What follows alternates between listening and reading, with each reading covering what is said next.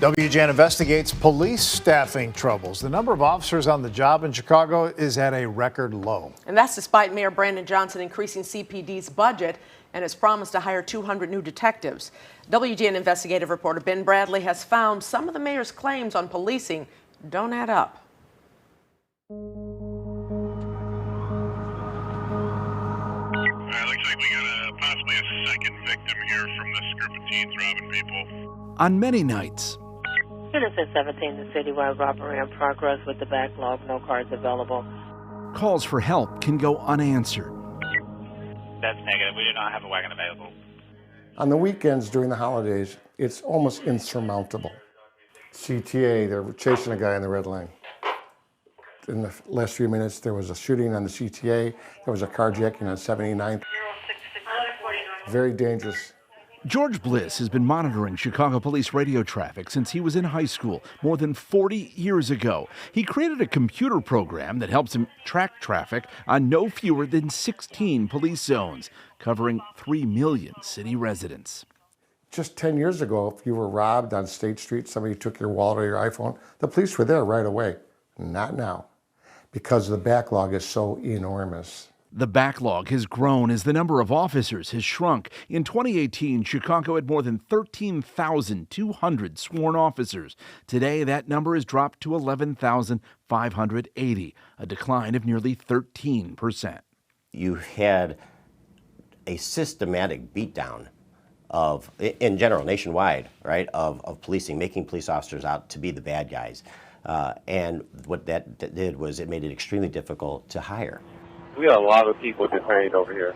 When looters swarmed a stop freight train in mid-October, police appeared outmatched. Only 6 arrests reported, mainly misdemeanors. The train heist occurred on the border of 2 police districts that together have 170 fewer officers than they did in 2019.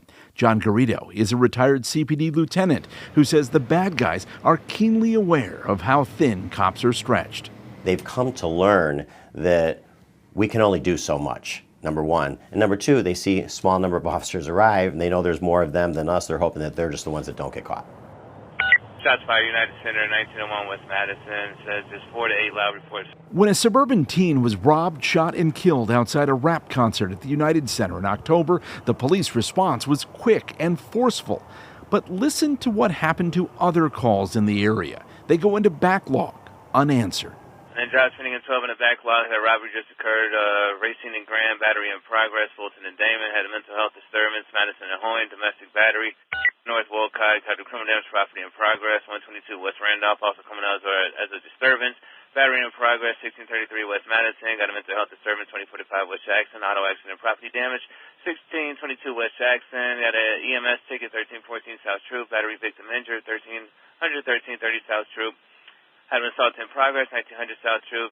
It's already going to be taxing on the district to respond to something like that in general, but then when you add to it the shortage, so we're not able to put up rapid response cars, we're not able to have these extra cars out there to cover that gap there. A city inspector general's report last year found tracking response times is tricky. That's because nearly half the calls to 911 for police response did not include information with an officer's actual arrival time at the scene.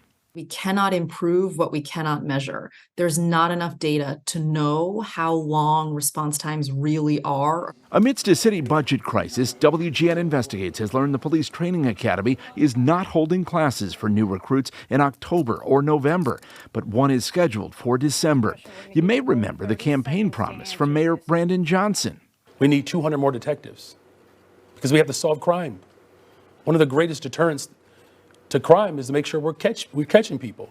And that's why on day one, we're going to move towards promoting and hiring 200 more detectives. Fast forward a year and a half into his administration. We will get to 200 detectives by the end of this year. I made that promise. He better hurry. City data show there were 1,102 detectives the month he took office. Now there are just 2 more.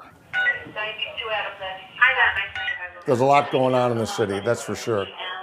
For Scanner Hawk George Bliss, the slow response leads to a sense of insecurity. I'm a lifelong Chicagoan like you. I was involved in this city politically and economically and donating to charities as long as my family can remember. And I'm considering moving.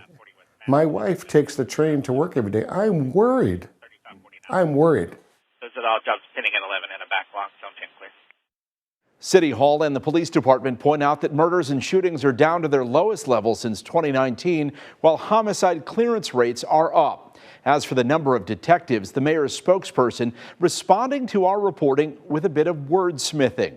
She said there will be 200 new detectives by the end of this year, so promise fulfilled.